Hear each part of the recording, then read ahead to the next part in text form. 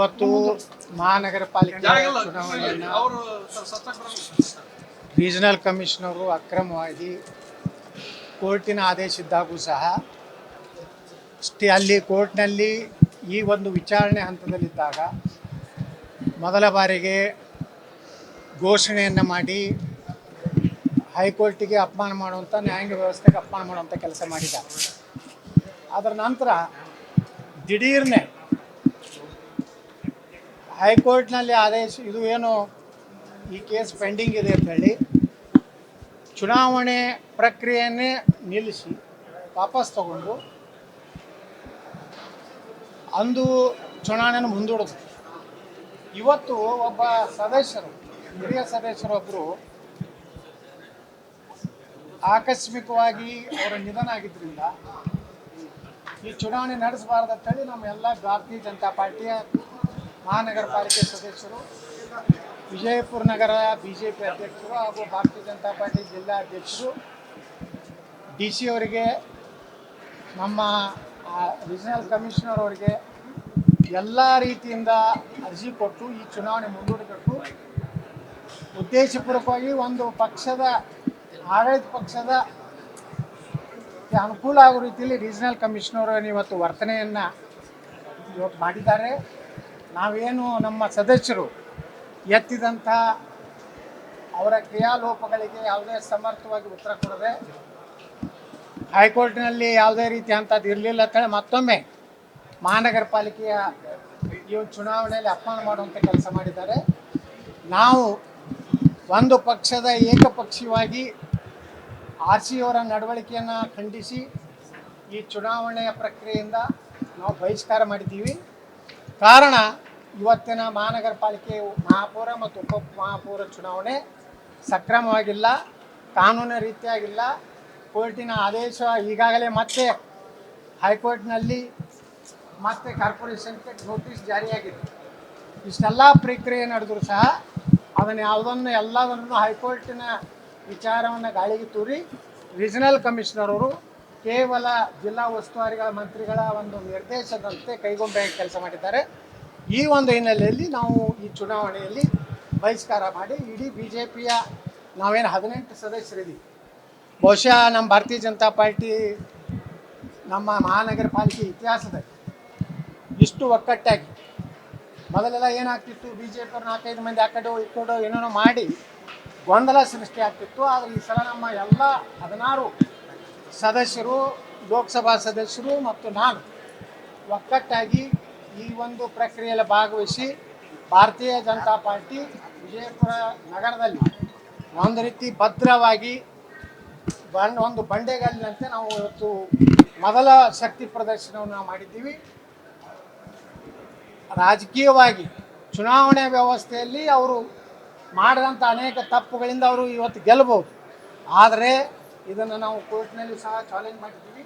ನಿಶ್ಚಿತವಾಗಿ ನಾವು ನ್ಯಾಯಾಲಯದಲ್ಲಿ ಅವರ ರೀಜನಲ್ ಕಮಿಷನರ್ ನಡವಳಿಕೆಯನ್ನು ನಾವು ಒಂದು ಪ್ರಸ್ತಾಪ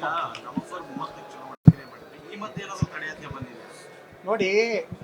ಅವಾಗ ಹೈಕೋರ್ಟ್ನಾಗಿತ್ತು, ಹೈಕೋರ್ಟ್ನಾಗ ಒಂದು ನಡೆದಂಥ ಒಂದು ಪ್ರಕರಣಕ್ಕೆ ಮೀಸಲಾತಿ ವಿಚಾರದಲ್ಲಿ ದಿಢೀರ್ನೆ ಅವರು ಚುನಾವಣೆ ಘೋಷಣೆ ಮಾಡಿದ್ರು, ದಿಢೀರ್ನ ತಾವೇ ವಾಪಸ್ ತಗೊಂಡ್ರು.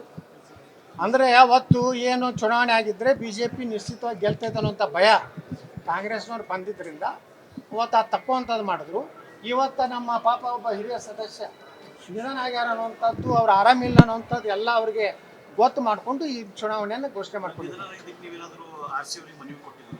RC ಅವರಿಗೆ ನಮ್ಮ ಪಕ್ಷದ ಜಿಲ್ಲಾಧ್ಯಕ್ಷರು, ನಮ್ಮ ಜಿಲ್ಲಾ ಪ್ರಧಾನ ಕಾರ್ಯದರ್ಶಿಗಳು, ವಿಜಯಪುರ ನಗರದ ಅಧ್ಯಕ್ಷರು, ಮಹಾನಗರ ಪಾಲಿಕೆ ಎಲ್ಲ ಸದಸ್ಯರು ಕೂಡ ಮನೆಗೆ RC ಅವ್ರು ಕೊಟ್ಟಾರೆ, DC ಅವ್ರು ಕೊಟ್ಟಾರೆ.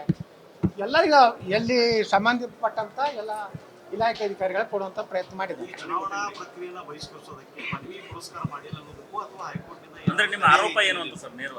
ನೇರವಾಗಿ ಚುನಾವಣೆನ ಅಕ್ರಮವಾಗಿ ಮಾಡ್ತಾ ಇದ್ದಾರೆ ಇವರು. ಸರಿಯಾದ RC ಅವರು ಅದಕ್ಕೆ ಉತ್ತರ ಕೊಡಬೇಕಾಗಿತ್ತು.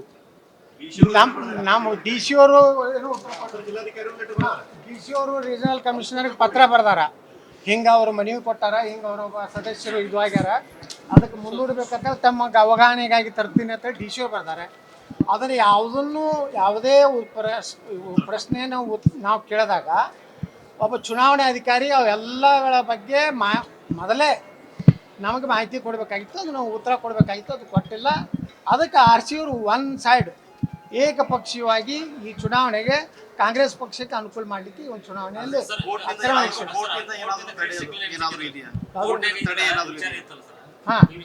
ಅಲ್ಲ ಗ್ರೀನ್ ಸಿಗ್ನಲ್ ಕೊಡೋಕ್ಕಿಂತ ಮೊದಲು ಹೆಂಗೆ ಹೈಕೋರ್ಟ್ನಾಗ ಇದ್ದಾಗ ಇವರು ಚುನಾವಣೆ ಘೋಷಣೆ ಮಾಡಿದ್ರು. ಇವತ್ತಿನ ಚುನಾವಣೆ ನೋಟಿಸ್ ಇವತ್ತು ನೋಟಿಸ್ ಜಾರಿಯಾಗಿದೆ. ಈ ಒಂದು ಚುನಾವಣೆ ಪ್ರಕ್ರಿಯೆ ಬಗ್ಗೆ ನೋಟಿಸನ್ನು ಇವತ್ತು ಹೈಕೋರ್ಟು ಮುಂಜಾನೆ ಕಲಬುರಗಿ ಪೀಠ ಇವತ್ತು ನೋಟಿಸ್ ಜಾರಿ ಮಾಡಿದೆ. ಇವ್ರ ಕಡೆಯಿಂದ ಇದು ಹೋಗ್ಬೇಕಲ್ಲ ಉತ್ತರ. ಇವರು ಅಫಿಡೇಟ್ ಹಾಕ್ಬೇಕು, ಯಾಕೆ ನೀವು ಚುನಾವಣೆ ಮಾಡಿದ್ರೆ ಅನ್ನೋ ಕಾರಣಗಳನ್ನು ಕೊಡಬೇಕಂತೇಳಿ ನೋಟಿಸ್ ಕೊಟ್ಟಿದ್ದಾರೆ. ಆದರೆ ಅವ್ರು ದಿಢೀರನೇ ಇವತ್ತು ಈ ಚುನಾವಣೆ ಮಾಡಿ ಒಂದು ರೀತಿ ಈ ಒಂದು ಚುನಾವಣೆ ಅಕ್ರಮ ಅಂತೇಳಿ ನಾವು ಇವತ್ತು ಎಲ್ಲ ಬಹಿಷ್ಕಾರ ಮಾಡಿದ್ದೀವಿ.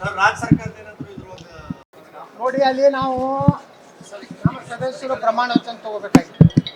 ಪ್ರಮಾಣ ವಚನ ಸಲುವಾಗಿ ನಾವು ಪ್ರಕ್ರಿಯೆಯಲ್ಲಿ ಭಾಗವಹಿಸಿ ನಾವು ನೋಡಿ ನಾಮಪತ್ರ ಸಲ್ಲಿಸಿವಿ ಅಂದ್ರೆ ಅರ್ಥ ಇದನ್ನು ಒಪ್ಕೊಂಡಿರೋ ಅರ್ಥ ಅಲ್ಲ.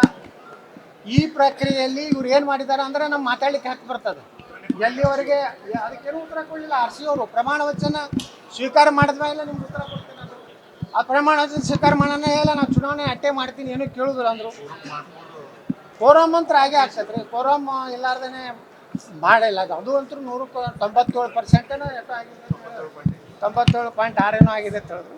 ಆಗಿದೆ, ಆದರೂ ಒಟ್ಟಾರೆ ಇದು ಅಕ್ರಮ. ಇದು BJP ನಾವು ತೀವ್ರವಾಗಿ ಖಂಡಿಸ್ತೀವಿ. RCಯವರ ನಡವಳಿಕೆಯನ್ನು ಉಗ್ರವಾಗಿ ನಾವು ವಿರೋಧ ಮಾಡ್ತೀವಿ. If you like this video ಬೇಗ ಲೈಕ್ ಮಾಡಿ, ಕಾಮೆಂಟ್ ಮಾಡಿ, ಶೇರ್ ಮಾಡಿ ಹಾಗೂ ಯೋಯೋ ಟಿವಿ ಕನ್ನಡವನ್ನು ಸಬ್ಸ್ಕ್ರೈಬ್ ಮಾಡಿ.